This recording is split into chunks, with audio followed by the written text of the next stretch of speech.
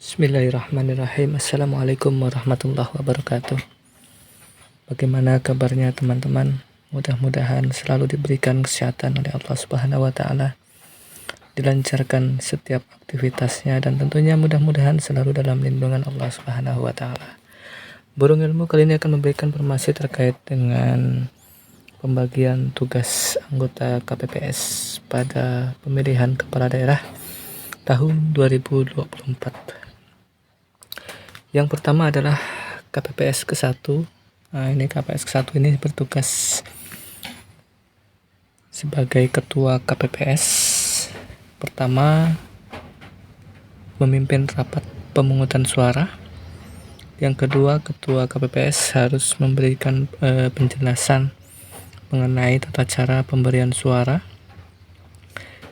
Yang ketiga, ketua KPPS menyiapkan dan menandatangani surat suara dan memeriksa kategori pemilih untuk disesuaikan dengan jumlah surat suara yang akan diberikan kepada pemilih.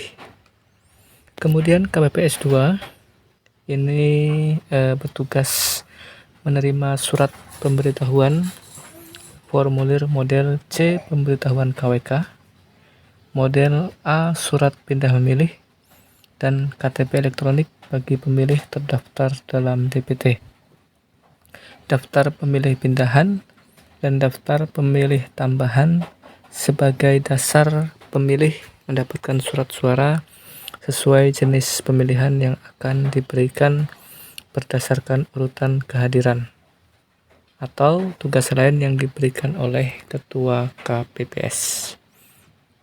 Jadi anggota KPPS 2 ini menerima C pemberitahuan. Kemudian anggota KPPS ketiga ini bertugas mengumpulkan surat pemberitahuan formulir model C pemberitahuan KWK atau surat pindah memilih setelah pemilih mendapatkan surat suara yang akan dicoblos, dan atau tugas lain yang diberikan oleh ketua KPPS. Adapun anggota KPPS keempat ini bertugas pertama ini meminta kepada pemilih untuk menunjukkan seluruh jari tangan pemilih dan memastikan bahwa jari pemilih itu belum terdapat tanda khusus berupa tinta yang tersedia di TPS pada seluruh jari tangan pemilih. Dikhawatirkan pemilih sudah memilih, jadi memilih takut memilih 2 kali. Kemudian yang kedua, meminta kepada pemilih untuk menunjukkan KTP elektronik atau surat keterangan dari Dukcapil atau identitas kependudukan elektronik beserta formulir model C pemberitahuan KWK atau model A surat pindah memilih. Jadi KTP elektronik ini wajib dibawa oleh pemilih bersama dengan C pemberitahuan KWK, karena data pada C pemberitahuan KWK akan dicocokkan dengan KTP elektronik. Kemudian yang ketiga, anggota KPPS ketiga ini harus memeriksa kesesuaian nama, NIK antara C pemberitahuan dengan KTP elektronik yang ditunjukkan oleh pemilih, tentunya dengan nama sesuai dengan yang tercantum dalam KTP elektronik dan salinan DPT. Nah, kemudian setelah cocok, KPPS keempat ini harus memberi tanda pada kolom nomor urut pemilih dalam salinan DPT dengan menggunakan formulir A daftar pemilih.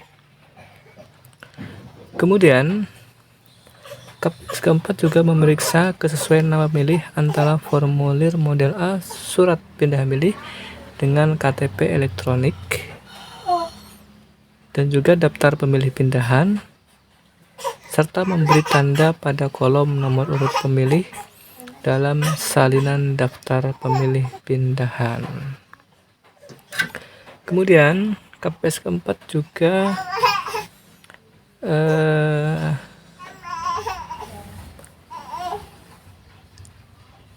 pemilih daftar pemilih pindahan yang belum sempat melapor kepada PPS atau KPU tempat tujuan memilih dan melapor ke KPPS, pemilih daftar pemilih pindahan tersebut dapat dilayani sepanjang telah didata dalam Sidalih dan telah diterbitkan formulir model A pindah memilih.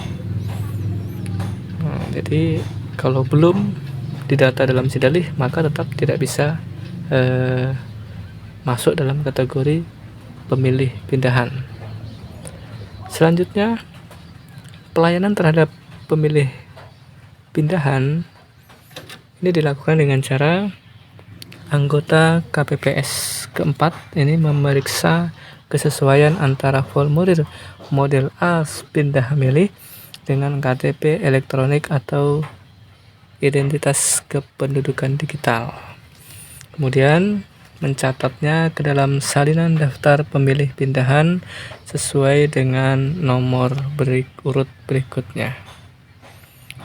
Kemudian, pemilih yang tidak terdaftar dalam DPT dan daftar pemilih pindahan ini dapat dilayani sepanjang identitas pemilih tersebut yang tercantum dalam KTP ini tidak terdaftar dalam DPT atau daftar pemilih pindahan berdasarkan pengecekan dalam cek dptonline.kpu.go.id. Jadi jika pemilih tidak membawa C pemberitahuan dan formulir pindah memilih, maka KPPS keempat harus mengecek dulu nicknya di cek dptonline.kpu.go.id untuk memastikan bahwa pemilih tersebut belum terdaftar dalam DPT dan DPTB. Pelayanan terhadap pemilih tersebut dilakukan dengan cara KPPS mencatat identitas yang bersangkutan ke dalam formulir A daftar pemilih tambahan KWK sesuai nomor urut berikutnya, kemudian mencatat asal dapil pemilih pindah dan menyampaikan kepada ketua KPPS guna menentukan daftar pemilihannya. Oke, demikian yang dapat saya sampaikan untuk KPPS ke-5 sampai ke-7 akan disampaikan di bagian selanjutnya. Terima kasih. Wassalamualaikum warahmatullahi wabarakatuh.